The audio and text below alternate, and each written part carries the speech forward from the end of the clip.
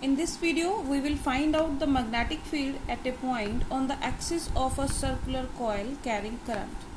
Now this coil is in a plane perpendicular to the plane of paper. Right? As I explained in my previous video, when a coil is in the plane of paper, it is like that.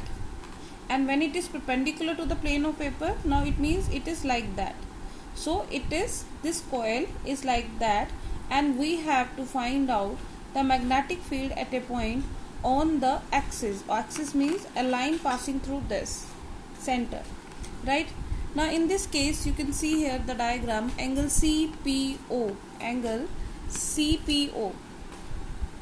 is equal to phi is equal to angle DPO.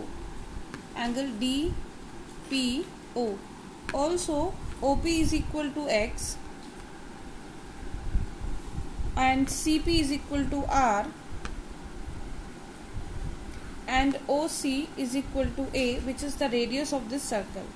Now to find out magnetic field at this, we will use the Biot-Savart's law, according to which the magnetic field dB, small amount of magnetic field due to the current element at C, right, that is given by dB is equal to mu naught upon 4 pi IDL sin theta by R square. Now since this A is very small as compared to, assuming that this A is very small as compared to this distance, so this element, this theta, will be perpendicular, almost normal to this DL element. Here you can see that this is a coil which is in the plane perpendicular to the plane of paper, and we need to find out the magnetic field at the axis, means at this point. Now R is at this point, right? R is at this point. Since A is very small, you can see here this R is almost perpendicular. If I show here, R is almost perpendicular to this DL element. This is DL element and this is R, which is perpendicular to it. So in that case, this angle theta can be considered as, so in that case the theta will be equal to 90 degree. So that DL and R are perpendicular to each other. Assuming that in that case that DL component, this DL component is right angle to this R component, So in that case, dB vector can be written as mu naught upon 4 pi IDL sin 90 degree by R square. Now R square can be written by Pythagoras theorem, which is R square is equal to root of A square plus X square. So we'll write here it is A square plus X square.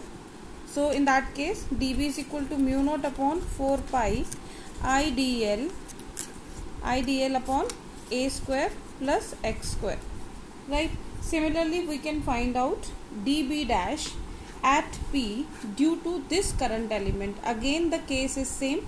So dB dash, since A is very small, so dB dash is also mu naught upon 4 pi IDL upon A square plus X square.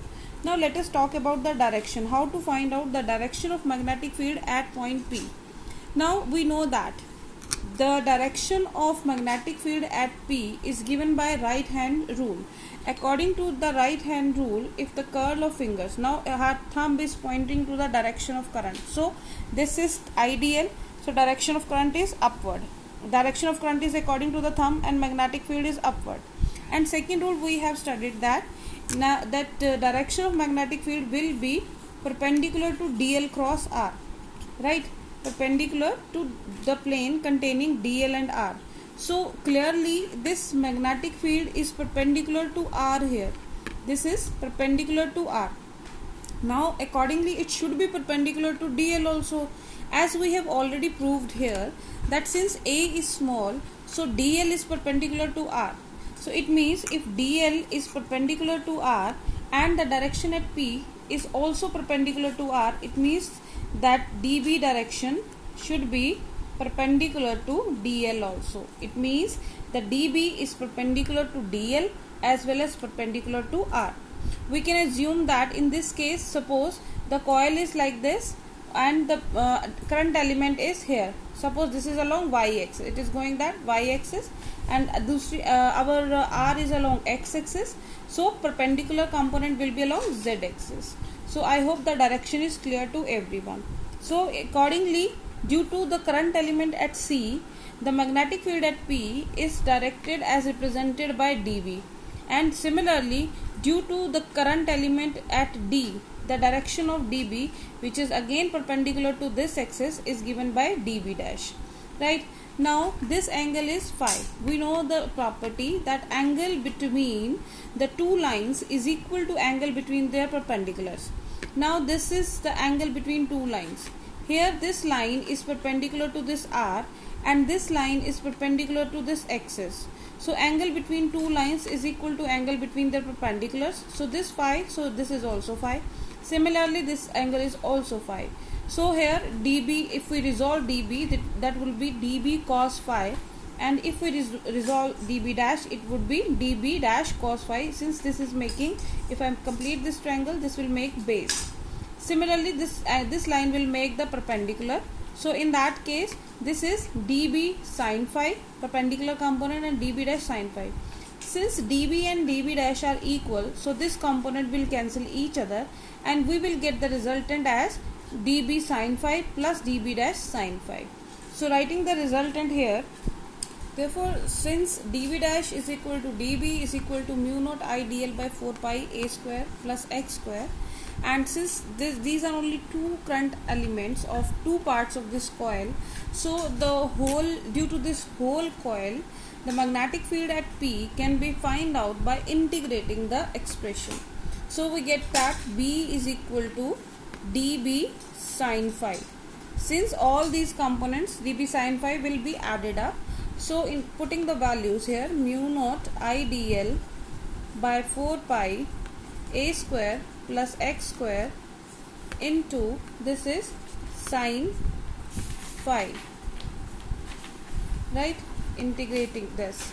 Now this mu naught is constant, this 4 pi is constant, a square plus x square is constant, so that is taken out, and sin phi is also constant, so that will be written as mu naught I dl by 4 pi a square plus x square sin phi into dl integral. Now sin phi can be calculated by the formula sin phi is perpendicular upon hypotenuse a by a, r. So sin phi is equal to a by r, r is root of a square plus x square. So putting this value here, this would be mu naught I dl by 4 pi a square plus x square into a by root of a square plus x square into dl is 2 pi r. So this is the value of magnetic field at P due to the current elements. So that is mu naught I dl a into 2 pi r by 4 pi a square plus x square raised to power 3 by 2. So this is a net magnetic field. Direction of net magnetic field is along the axis of the dipole. Now along the axis of the circular coil. Now we will discuss about the special cases in our next video.